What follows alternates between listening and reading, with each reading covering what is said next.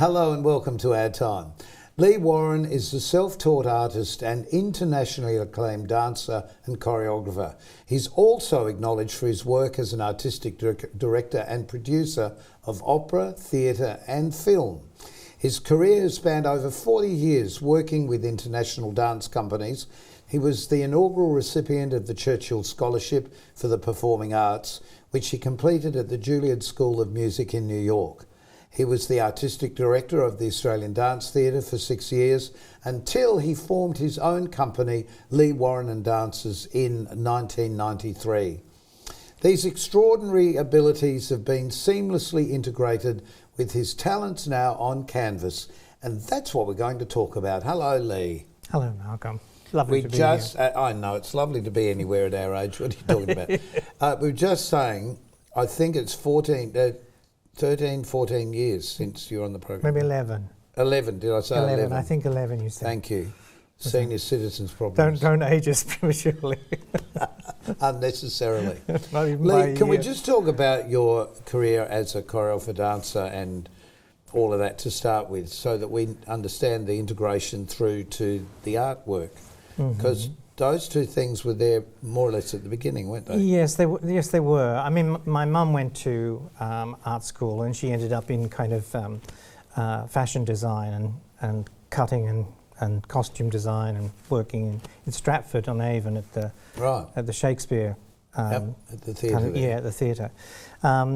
So art's always been in the household. In fact, in some of the newer paintings, she gave me some pencils of hers from art school, and for the very first time I came back to working with pencil to detail some of the particular pieces to give them a little bit more 3D kind of quality. Right.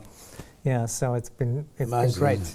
Yeah, it's been great. Suddenly carried them around the world for years, and now finally I'm using them. But you've been living in Adelaide, for how long? Most of your life?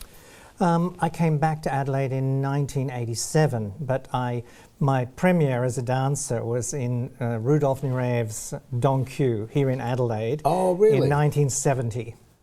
So Good gracious. Well, let's get back to then the dancing school training stuff. Yeah, it was the Australia Aussie Ballet School, but before that, wonderful Valerine Tweedy in Sydney. My father's mother resided in Sydney, so we always went back, because my father used to race motorbikes. So we do the racing season in Europe and then the racing season here, and a long boat trip in between. How incredible. I didn't know that. Yeah, so maybe the balance and the speed is, part of the thing of dancing. I don't know. Maybe. Did you take to dance straight away? Is that like in your brain, that was how you moved? Yeah, I think it was a source of huge embarrassment for my parents, because I'm only been told this. I don't know if it's true, but I would hear music, and it wouldn't matter kind of where I was. I would divest myself of clothing and just... Oh, that's right, dancing naked as a child. Yes. You're in the wrong area. You should have been at the Crazy Horse in Paris. But I don't remember that. But what I do remember is my grandmother married my grandfather in Fiji. And the first thing I remember about dancing was learning dances from my grandmother. And she had a grass skirt from Fiji. But because I was so little, they used to tie it round my neck, and I'd stick my arms out. I guess I looked like a was it Uncle It from the TV program? Something like that. Yeah. But I remember the beads, the noise of the beads on the skirt, and going round, and she would teach me all the hand movements and things. Right. And on the back lawn of the house in Ashfield in Sydney. How difficult was it to move into the Oz Ballet School? Because that must have been auditions. No, it was really easy. I was just lucky. I moved straight into the second year, and from the second year I went straight into the company. So I was only there for a year before I entered the company at the age of 17. I was sweet 17 when I started performing. Yeah. How important that was that to you in life, joining a company that young? I think it all happened. Get that opportunity. It happened so fast. I didn't even have time to think. It was you have to be ready, and I guess I was ready to go. But it was the repertoire. Good old Dame Peggy Van Praag. We were doing Petrushka and Rendezvous and Le Patineur and all these, and I was just a natural for that repertoire. Was your body ready for it? Because physically, yeah, it was fine. It was absolutely fine. You were young enough. I never thought about it. You could grow. And then we had the incredible experience of, in my very first year, having Rudolf Nureyev there, who was formidable. I mean, you still watch the movies, you know, of him dancing in the 60s, and he was phenomenal. He really was an amazing dancer. It's interesting. Very inspiring. When you touch fame like that, it stays with you forever. It does. And then I had the great luck to come back to dance with him in his own company, Nureyev and Friends, in Europe. And he took me from being a good dancer. He kind of made me do class with him. It was torture, you know. But he turned me from a good dancer into a very good dancer. Was that sort of inspiration as well when you started choreographing work? I think music was my inspiration for choreography. And did you do any in the nude then? No. Didn't do any? Oh no, I did do one piece. Not that I choreographed it. It was a Christopher Bruce piece, and we did a studio rehearsal for Dame Marie Rambert. And because it was Paris and hell on the battlefield of, you know, on Troy, and so we got naked, did the rehearsal, and she said, "Oh, it will be fine, but further back." I think the famous saying was, "Not everything stops moving when." Oh, Bobby Helpman! Yes. Oh God, yeah, Bobby Helpman. He was hilarious. He was brilliant, man. I worked with him a couple of times, believe it or not, but not as a dancer, just in a variety thing. Well, he was a phenomenon because he would go from Covent Garden down to the Shakespeare Company and perform. You know, one night it was Giselle, and the next night it was Hamlet. No one has ever done that. No one has ever done that. It's worth looking at sort of the Red Shoes, also the movie, to see him playing something completely different and quite evil. Yeah, really. He was an incredible showman. Yes, he really was, right to the very end. Yeah. Okay, so you've done all of that work, and I promised we'd talk about your artwork, but you've done all of that choreography, or first of all dancing, then the choreography, working with ADT. Was that a good thing for you? Oh, it was fantastic. The ending was pretty brutal, but it was a gift. You know, like, I can say that really now, that having the chance to work with that larger canvas and to have the freedom to kind of, you know, put my mark and the money, I guess, too. Yes, and yeah. Although it was a bit, I inherited a not so good situation, but we turned it around. Actually, thanks to Graham Murphy, who in the VAST project, we all came out of that financially. So Graham was instigator of the Sydney Dance Company. Yes, he was. He was the director there for many years. But then you started your own company. Was that sort of a release that you could then do whatever you felt was in your soul to do? Yes, completely. Yeah, I mean, I saw myself as someone who was building a repertoire at ADT. Someone who, you know, I filled up the gaps to make a program work and things like that. So I wasn't really the focus of everything. I wanted to build a repertoire of Australian choreographers. And then when I got to a certain level, we could introduce the international kind of choreography again. I mean, it's an international art form, so it's silly to, you know, just think only homegrown will do. You know, it's good to have that base and that strength, but then we're an international. At the end of the day, we all live on the same rock. I say this so often, but it's true. And when you think about it, we need those influences. Yeah, because we're all the same. Yeah, absolutely. And we can all learn from each other rather than be insular. Yeah. Was there a point in your life that you thought, my body doesn't want to dance anymore, I need to be creative more? I kept thinking I was stopping dancing and then I'd do something else. And actually that was the only other time I performed naked was in Japan in a rice paddy field. Oh. And it was hell. It was just hell. But it was afterwards. It was a really great experience. But they caked me in mud. Okay. But the thing was, I was in the water, and the water was splashing, and it looked like I was incontinent. It was not a good look. It was not a good look. That's in really the middle of a paddy field. But of course, I thought no one would come, and they just came from everywhere. It was But hilarious. I think that's an interesting comment on a dancer, because whether you're wearing costumes or what you're wearing, it's all about what your body does. At the end of the day, it doesn't matter how you cover yourself up with, sequins or tights, or it's really what you can physically do that captures the public's interest. The human beings can do that. Well, once I got through it, then it became something that not about being naked, but actually performing in nature was a really exhilarating experience. Well, we've talked to Shakti a couple of times on this program, who also still performs naked during fringes, and she's a woman of a certain age, and you forget people are naked. You just see the mechanism of the body, which is phenomenal. And it being part of a whole picture, not just in isolation. True. Yeah. Speaking of pictures, we've sort of drifted off onto other things, and we will be back after this short break talking about the artwork that Leigh has produced. So join us in just a minute.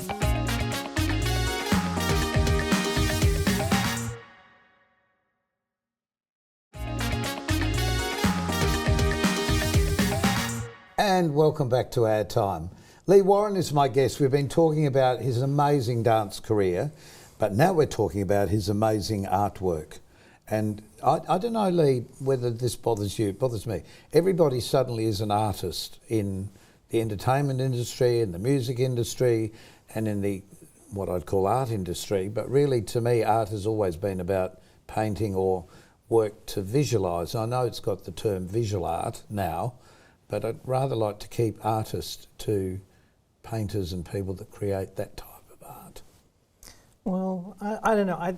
What I love about disagree. Let's have an argument. Well, I do disagree actually, but on in different way. I think things like the Sala Festival here in South Australia are wonderful, but it's kind of eaten itself up a little bit because now it has so many participants. People don't know where to go. There's just so much to see. So it's kind of, people don't go almost, but. The fact that people can express themselves in whatever medium, whether it's writing, whether it's singing, whether it's, whatever art form, painting is great, but it doesn't make you an artist. No. Not at all. No, but the act of painting is really terrific, and everyone should enjoy it. Well, when they're getting monkeys to paint, I suppose you don't really call them an artist. Or do you? Well, sometimes I've seen an elephant that did some painting, and I was quite impressed. I was quite. Well, let's talk about you being young and impressed, because we've got a couple of photos here of your art at what age? 15.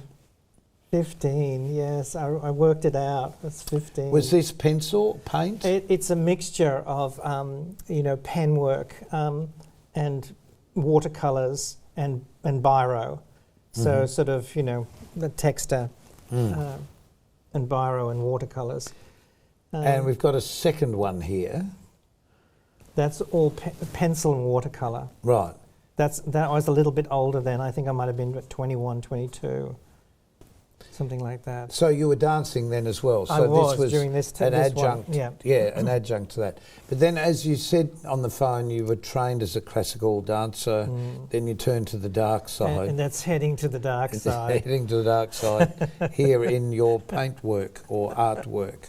Yeah, I think because we live in an age where there's so many wonderful images everywhere, and for the most part, they're realistic. And I thought it's more interesting to create images that are coming from your mind, not from, your phone. And I just thought there's phone now, but obviously before cameras, everybody that painted wanted realistic or slightly even improved realistic paintings of And their that's faces. fine. That's places. great place Yeah, for every. but you know, we've moved on technologically wise. Yeah, it's true. It's an And so interesting word, now technologically wise. we'll be forgotten because there's again so many photographs. Who will remember them? Oh, Who of will be able to course. sort them out? What will I happen mean, with I'm all guilty. those I've got phones? way too many photographs on my phone. But it's about, for me, the imagination, letting myself go and kind of finding something out of Do you think the that was imagination. was that something though with your contemporary dance and choreography? Oh yeah, for sure. So for now sure. you're really For using that inside of you to come out as a visual art form. I mean, Is that the similarity is composition, Yeah. and in a way movement within the frame. Yeah. And Well, 'cause let's look at some of the paintings you've done, which are in the Sala Festival, or have been in the Sala Festival. Yeah. And they have names. That's, Or that's expressions? Serpent. It Well- was it was very. I just wanted to see how I could manage to keep one stroke going, in the frame for as long as possible. That's how it's kind of started. Then it really looked like a very ugly earthworm. It Or a was. tapeworm, We perhaps. could. Perhaps you could change it to the tapeworm. The tapeworm, or the tapeworm. Oh, okay, the tapeworm. The tapeworm. Yes, I like that. And this was inspired by Falling leaves. Yes, it was. It was from the Manchurian pears that are all coming to blossom now. Oh, okay. They have these wonderful colour leaves in See, autumn. that it's interesting because although a lot of abstract work, you can't sort of work out what was in someone's mind. That hits you straight away, but it's still an abstracted piece. That's called exuberance, and I'm not sure where that. Somebody said to me, "Oh, that's too happy for me." So I was like, "Okay," but it is kind of, it's explosive. It isn't is explosive, yes. And I have no idea. When I started, I actually was working very delicately with yellow and white, and that's what happened. I don't know quite why, but I just let it go. It does seem to be predominantly blue, though. It is. It is. Yellow and white. It is. Yeah. Let's it have a was look fun. at some more because there's Now this one started out bright red, and it looked like a batik kind of Okay. thing, but it just gradually shifted, and this kind of quiet took over. yes, and it feels like I call it blue ripple. This one. okay. Well, to me that gives me the sense of being underwater and just seeing everything moving like that with the sun coming through. Yeah. Well, Leigh, here's another piece. What was the motivation behind this one? Well, this piece I call suspension. It's kind of like, but the initial thing was I thought, I haven't made a work with a really hard shape in it, and I thought that was just an idea that floated around. I thought, why am I avoiding hard shapes? Okay. And, yes, there's and I a thought, softness in everything else we've looked at. yeah. So why am I? So I thought I'll challenge myself, and I thought, I'll make a shape, and see how we go, and what can I do to, in fact, slightly destroy that shape, but give it itself as though it's exploding and and moving, and not the shape is not static. It's kind of falling apart very slowly. So. And the dots were an accident. I splobbed. I actually splobbed a couple of yellow dots, and I thought, I quite like that. I think I'll go with a bit more. So I see. Off I went, and I kind of went banana. The size. We never talked about the size. They're a metre. Metre they're square? quite large. They're quite large. Yeah, they're sort of generous size. Yeah, but I like the square format. Somehow it's very balanced, and I can work all the way around it. I don't just sit and look at it in one direction. So you get the painting, you can twist it around and choose the side that works best for you. Right. Yeah. My mum likes that one. This is a very complex piece. It's very hard to see. This is one of the ones that I detailed very carefully with silver. It was a silver pencil. Silver lead pencil. It kind of is a bit like all those amoeba things you see in the water sort of swimming around. It's sort of yes, I know what you mean. It's a little bit kind of like that, a little bit fantasy. Yeah, Do you? How long would it take you to do a piece like that, for example? That one took quite a long time. Yeah. This was a bit quicker. This was definitely, I kept hearing Year of the Snake, and so it. Yes. Where does the inspiration come from? You know, it just kept coming up, and I thought, oh, I can have a go at a few snakes. Do you have a designated place at home to paint? I do. There's a little area at the front of my house, which is sort of, you know, like lots of houses, a bit of decking. Oh, yes. You know, a bit of a bistro blind that protects me from the cold wind. And yeah, the light is really good because it has one of those sort of clear roofs. And so it's really nice and even. And yeah, I get out there and I can get lost for hours. That's the thing of painting, isn't it? You can get lost for hours. You do. This human thing that we have for, well, both things that you've excelled with the choreography and with painting. We were just talking before and you were saying that, because I asked you, do you still feel you want to dance? And you said, yes, in my sleep. Yeah, I dream. Yeah, I do. I dream about dancing in my sleep. But no, it's a funny thing. I've really let that go. It's time for the next generation to do its thing, and for me to enjoy the next generation that you've inspired. Yeah, well, some of them, sure, and it's a joy to see where that goes. Absolutely. You know, that's what's really lovely now, looking back and seeing people still working in dance. Do you miss though having that creative ability to work with humans and their bodies? Well, I haven't completely lost it. I will confess, I was working in a studio in Taiwan in May. Oh, we haven't talked about that because I was working quite hard in the studio. Yes, I know, because you were at the uni. Yes, weren't you? Yes, for 8 years. 7 years. Yeah, 7 years. It was really wonderful experience and very liberating, and because it was completely different atmosphere. Everything was different, you know, so I had to make a complete adjustment to how I did everything, how I explained everything. Well, the language. Yeah, so that was hilarious. That was really funny. But they were wonderful because I learned the Mandarin that I have through teaching them French, through the ballet classes.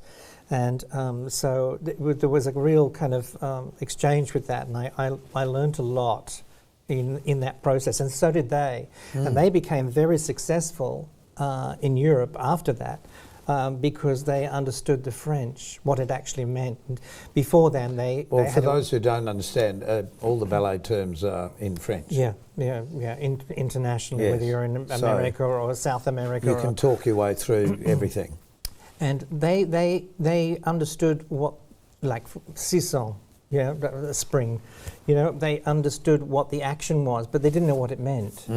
So by really explaining what everything meant, they could just comprehend, and it gave them a new confidence. And Leigh, there's so much more to talk about, and we'll be back after this short break to do just that. See you in a tick.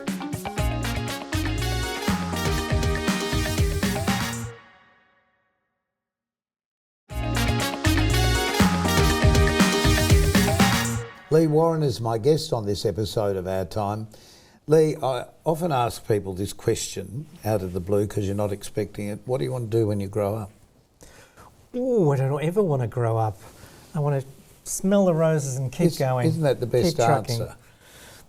But really, isn't that the best answer?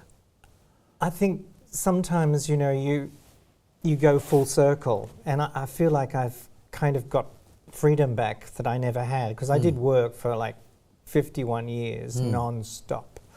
So to have this started when you were 3. I just love it. Yes, I wish. We know, 17 turning 18 here in Adelaide in 1970. Do the math. Oh, well, too hard.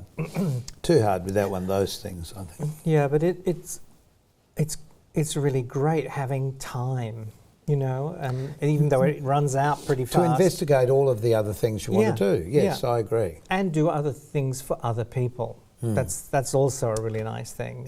And it's catching up and passing on, catching up with friends, passing on your knowledge, and I think also remembering the good parts of your life, because you don't want to remember the bad parts. Yeah, true. Yeah, and it's just, oh, I really did that. Oh, Yeah, that really and giving happened. yourself permission to do things. Yes, Like exactly. recently I thought I can go to Norway. Of course I can go to Norway. So I thought, right, off I went to meet up with my old boss and to celebrate a retrospective program there in Oslo. You know, I had no idea I was going to be in Oslo at the beginning of the year, and lo and behold, there I was. Fantastic place, amazing place. Not been there? Put that on the list? It's great. That's where the monks scream, you know that. Oh, okay. I saw it. I've been there, I saw that. Isn't that great to say, though, when you've travelled to, to have all those memories? It's terrific. Yeah, it's great. And we could keep talking, and no doubt we will, for quite some time. But thank you so much for coming on, chatting, and seeing your work is just lovely, and remembering so much. So, everyone, until next time on Our Time, keep yourself nice till then. And once again, Google Leigh and just see some of the things he's done. It's amazing. See you next time on Our Time. Keep yourself nice till then. Bye.